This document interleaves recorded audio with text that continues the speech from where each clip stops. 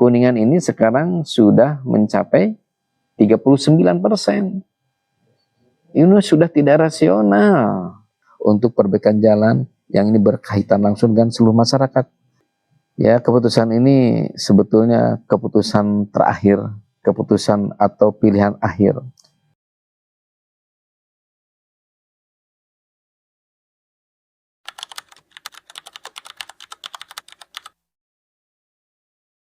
Ya, keputusan ini sebetulnya keputusan terakhir, keputusan atau pilihan akhir.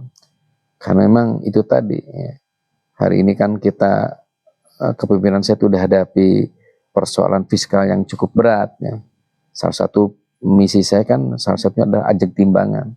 Bagaimana menyehatkan APBD. Karena saya berprinsip bagaimana kita mau membangun pondasi yang kuat, ya. Kalau diawali dengan APBD yang memang tidak tertata dengan baik. Nah, persoalannya hari ini adalah kita menghadapi persoalan, ya itulah, utang, ya, yang cukup besar, yang cukup fantastis, ya. Nah, salah satu yang paling mendesak kita dihadapi hutang jangka pendek pada tahun 2025 yang luar biasa. Tapi alhamdulillah berkat dukungan, pengertian, pemahaman dari kawan-kawan SKPD, ya, kita melaksanakan misalnya refocusing, realokasi program, memangkas dengan sangat signifikan sampai mungkin di atas 80%, ya. Ya. Terus perjalanan dinas, kita juga hotel-hotel yang biasa digunakan dalam kegiatan yang bersumber dari APBD sekarang di nol sama sekali. Itulah. Nah, itu juga belum cukup, belum menutup. Akhirnya dengan saya terpaksa, ya, salah satunya ya kita juga melirik nih TPP. Ini ada dasar hukumnya. Kemarin saya sudah mengeluarkan keputusan Bupati tentang besaran, ya, tambahan penghasilan bagi aparatur sipil negara disesuaikan. Karena dalam klausul itu, ya, dalam ketentuan itu TPP itu diberikan sepanjang memang kemampuan keuangan daerahnya ada atau memungkinkan. Terus saya juga ingin luruskan, TPP itu bukan flat, ya. Jadi masuk, tidak masuk, bekerja, tidak bekerja, berkinerja baik atau tidak berkinerja baik, semua rata. Tidak sebetulnya. Basisnya adalah TPP itu berbasis kinerja. Nah, ini saya luruskan. Kebetulan saya pernah menjadi PNS 32 tahun, agak sedikit tahu percis lah, bahwa ini juga dalam rangka menanamkan disiplin. Perlu saya sampaikan, hari ini saya mendapat sebuah hal yang bagi saya bagi saya itu agak ini juga, ya, istilahnya agak sedih juga. Ini ternyata kepuasan misalnya terhadap birokrat, terutama di layanan puskesmas itu sangat rendah. Ada juga hasil portfolio di desa juga ini, termasuk di beberapa layanan yang memang oleh ASN. Nah, ini kan sebagai contoh, ya, sebagai gambaran bahwa ini perlu juga ada semacam koreksi, langkah-langkah korektif bagaimana menaikkan kinerja. Kalau dulu kan dikenal PNS mah rajin tidak rajin, ya, pinter atau bodoh, walaupun bagi saya tidak ada yang pinter, tidak ada yang bodoh, sama, ya. Sama aja kok tuh TPP-nya. Ini saya rubah itu. Harus betul-betul proporsional. Nah, ini yang namanya adil bagi saya. Adil itu diberikan secara proporsional. Tidak bisa adil itu dibagikan rata. Nah, itu yang pertama. Yang kedua, itu kembali lagi kondisi keuangan daerah kita memang sangat terbatas, Pak. Saya kok lebih memilih bagaimana dengan keterbatasan anggaran ini akan didorong kepada skala prioritas yang super prioritas, contohnya jalan.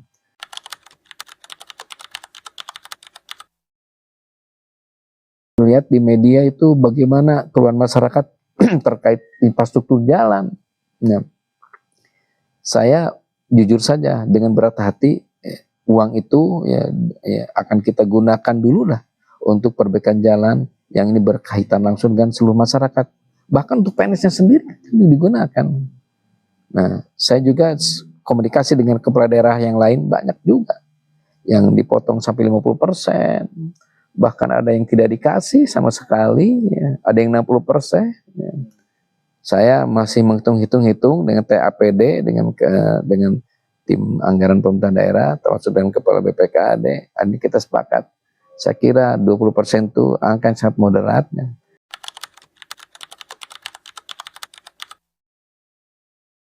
Saya sudah ada way out-nya akhir tahun, kalau ini selesai, insya Allah akan kita pulihkan kembali TPP ini Januari ke depan, ya. Januari tahun depan, ya. Jadi ini way out-nya. Jadi kita menghadap persoalan besar, APBD fiskal kita memang sangat terganggu, PAD kita juga tidak bisa dimaksimalkan. Nah, PAD itu kan ada 10 ayat pajak. Nah, ada yang sekarang lagi rame-rame tuh, pajak bumi bangunan PBB, ya. Ada juga BPHTB dan sebagainya. Saya jujur sampai hari ini belum tertarik untuk itu karena memang kondisi rakyat juga dari daya beli, ekonomi juga belum begitu membaik. Makanya udahlah kita sama-sama masyarakat, ya pegawai negeri, ASN, ayo kita sama-sama. Kan tidak terlalu bagi saya ini tidak terlalu fatal. 20%, ya, ini saya kira angka moderat. Dan ini mereka juga tahu kok kondisi hari ini memang APBD kita lagi tidak sehat.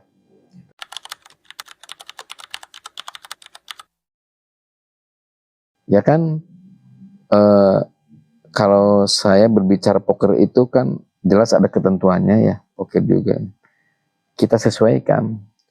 Jadi selama ini poker itu punten dalam kurung itu kan mungkin ada yang anggarannya dari sekian banyak itu tidak sesuai dengan atau tidak linier dengan visi misi kita sehingga terkesan mungkin belum efektif.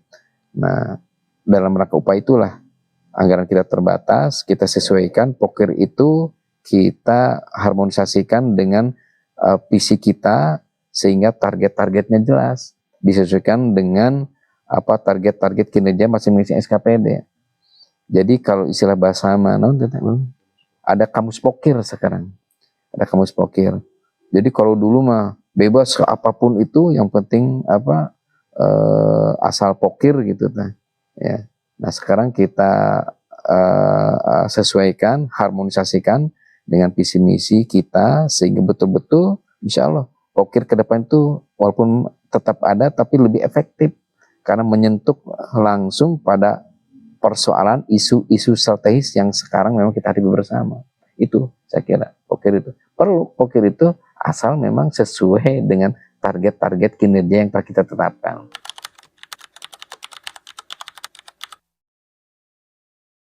Jadi kan ini juga ada ketentuan yang mau tidak mau harus kita ikuti. Kan ini undang-undang hubungan keuangan pusat dan daerah, di mana salah satunya belanja pegawai itu tidak boleh lebih dari 30% dari APBD.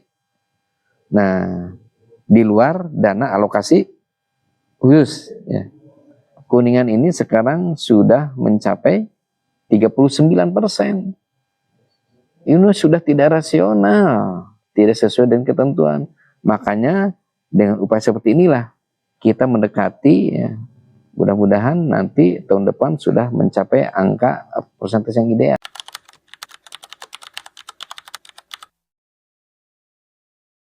Ya kalau kita asumsikan 1 bulan rata-rata APBD kita dikeluarkan hanya untuk TPP saja, ini kan mencapai 10,5 miliar. 10.500.000.000 rupiah per bulan, bayangkan balik. Bayangkan diberikan kepada misalnya ada PNS yang malas, PNS yang jarang masuk, kan kasihan rakyat kan gitu ya. Ini juga pembelajaran, ayo PNS, ASN yang rajin loh, Anda itu udah ada TPP, kalau kamu rajin, yuk TPP saya kasih full. Kalau tidak rajin ya wayahna, 10,5 miliar balik. Bayangin 1 tahun berapa? Hampir 140 miliar, 155 miliar. Nah, jadi asumsi ini ya 1 bulan 10,5 miliar. Kalau 20% berarti kita dapat 2 miliaran. Kalau bisa Agustus nih, Agustus, September, Oktober, November, Desember, ya mungkin dapat kurang lebih 10 miliar lebih ya. Nah, ini yang kita efisiensikan untuk salah satunya untuk membayar utang dan membayar perbaikan infrastruktur jalan gitu.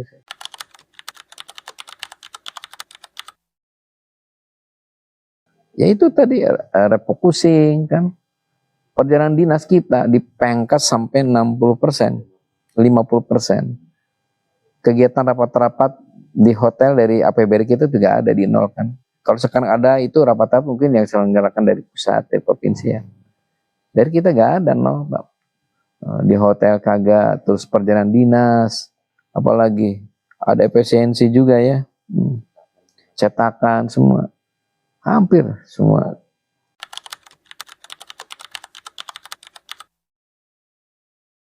Saya kira Kadis sangat memahami, kita rapat berkali-kali dalam briefing, dalam rakor, mereka sangat paham sekali terhadap situasi kondisi keuangan daerah, sangat paham, mereka sangat paham. Jadi justru yang protes itu yang mungkin yang tidak paham, karena kita terbuka kok. Pak Deden sebagai Kepala BPKAD juga sering menyampaikan di setiap pertemuan kondisi hari ini seperti ini.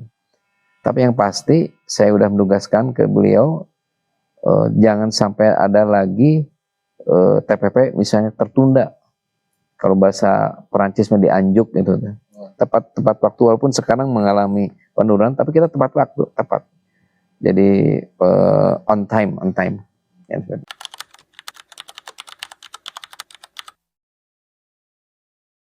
Karena waktu itu memungkinkan ada peluang-peluang yang tidak usah dari pemotongan TPP.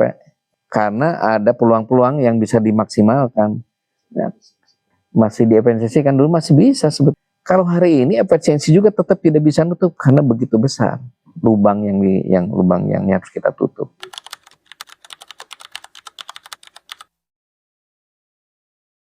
Saya sudah antisipasi itu, kita sudah ngobrol dengan kawan-kawan di TAP dan juga dengan Pak Sekda. Ya.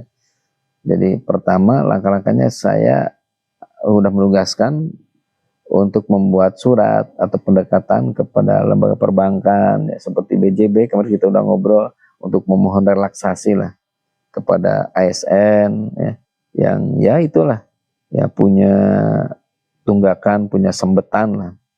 Kalau bahasa kita mau disakolakan. Dan berdasarkan kabar sih kemarin ngobrol kurang lebih 70 orang ya, di 80 orang di BJB yang minus gitu. Bisa juga heran, kenapa kok bisa minus? Padahal ada ketentuan dalam perbankan pinjam itu kan tidak boleh melebihi dari misalnya berapa? 60% berapa? Itu ada ketentuannya. Nggak tahu juga bisa terjadi seperti itu. Makanya saya udah nugaskan nanti Pak Sekda tindak lanjuti ya. Pak Kepala BPKAD bikin surat ke lembaga misalnya ke Bank Kuningan, udah bikin surat ke Bank Kuningan, ke Bank BJB, ke yang lain, ke lembaga non perbankan ya, kasih ada relaksasi ya sampai mungkin Desember Januari kan rencana kita akan pulihkan kembali, insya Allah, gitu kira-kira.